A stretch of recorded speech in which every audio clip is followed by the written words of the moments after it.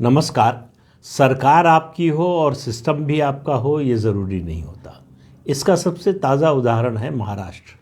महाराष्ट्र में सरकार है भाजपा और एकनाथ शिंदे गुट की शिवसेना का। बाला साहब बयानची शिवसेना, जिसका नया नाम मिला है इलेक्शन कमीशन से। एकनाथ शिंदे मुख्यमंत्री और देवेंद्र फडणवीस उप मुख्यमंत्री हैं, लेकिन सिस्टम शरद पवार का चलता है।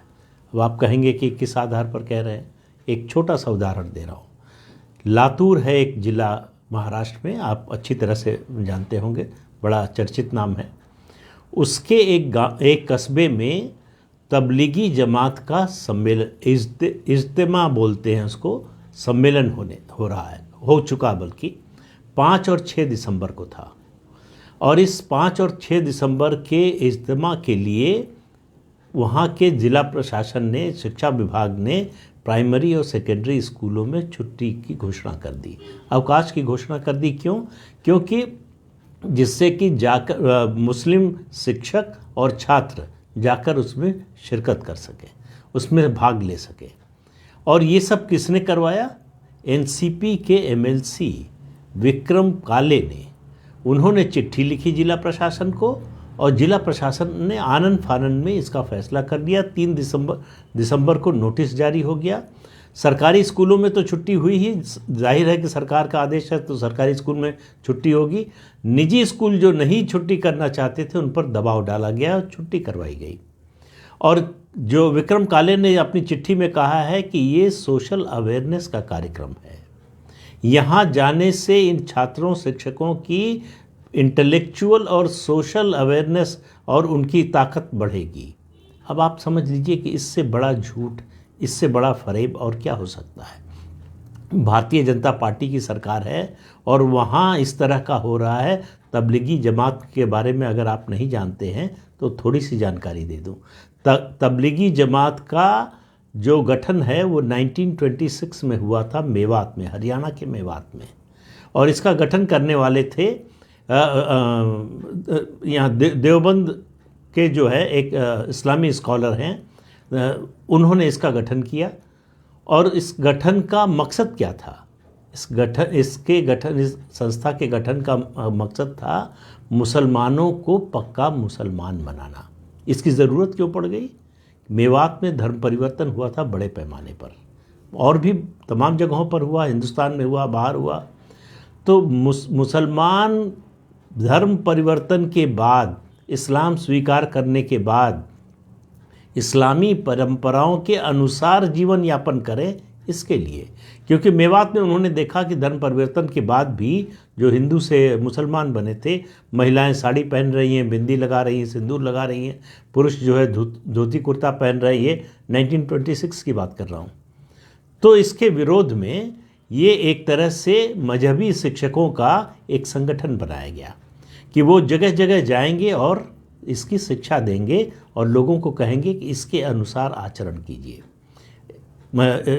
ये संस्था जो है 2020 मार्च में भी बड़ी चर्चा में आई थी, जब दिल्ली के निज़ामुद्दीन में इनके इसी तरह के सम्मेलन में जो है कोरोना फैला था और उसको लेकर जो है देश भर में बड़ी चर्चा हुई थी, बड़ी गिरफ्तारियां हुई थी। और दिल्ली का जो दफ्तर है, इनका जो मरकज़ है, उसको बंद कर दिया गया था, सील कर दिया गया था, अभी हाल ही में खोला गया है। तो इनका कुल मकसद ये है कि जो धर्म परिवर्तन करके मुसलमान बनता है वो पूरी तरह से मुसलमानी इस्लामी परंपराओं का और रीति रिवाजों का पालन करे। उसके आचार व्यवहार रहन सहन से ज़रा भी लगना नहीं चाहिए कि वो किसी दूसरे धर्म का व्यक्ति था, उसका कोई अवशेष नहीं होना चाहिए। और थोड़ा सा और जान लीजिए तबलीगी जमात के बारे में।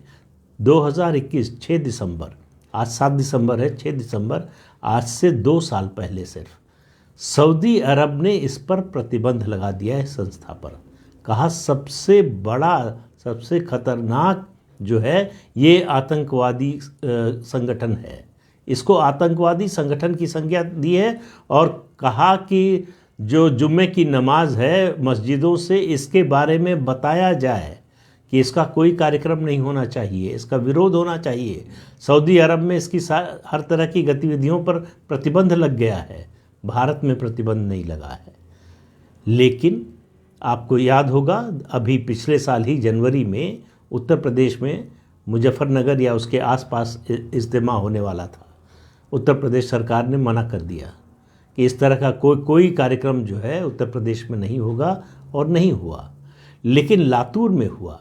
और अगर ये कार्यक्रम हुआ होता जब एमवीए की सरकार थी, महाराष्ट्र विकास अघाड़ी की, तो बात समझ में आती। लेकिन ये ऐसे समय पर हुआ है जब वहाँ भाजपा और शिवसेना एकनाथ शिंदे गुट की सरकार है, और जिसने करवाया वो एनसीपी का एमएलसी है। उसकी प्रशासन में किस तरह से धौंस है, कितना चलती है उसकी, इसका अंदाज़ा लगा लीजिए। इसलिए सरकार बनाने से सिस्टम भी आपका हो जाए ये ज़रूरी नहीं है। फिर कह रहा हूँ, सिस्टम पर जब तक आपकी पकड़ नहीं होगी तब तक बदलाव नहीं आएगा। ये उदाहरण है लातूर का ये काम। और तबलीगी जमात के इस तरह के कार्यक्रम को सोशल अवेयरनेस कहना, ये एक तरह से लोगों के साथ धोखा है। ये एक तरह से भारतीय संविधान का मजाक उड़ाना है। ये एक तरह से जो कानून की व्यवस्था है उसका मजाक उड़ाना है। लेकिन ये लातूर में हुआ है और सबसे ताज़ा उदाहरण। तो आज के अंक में इतना ही। अगले अंक में फिर मिलेंगे किसी नए मुद्दे के साथ। तब तक के लिए इजाज़त दीजिए। नमस्कार।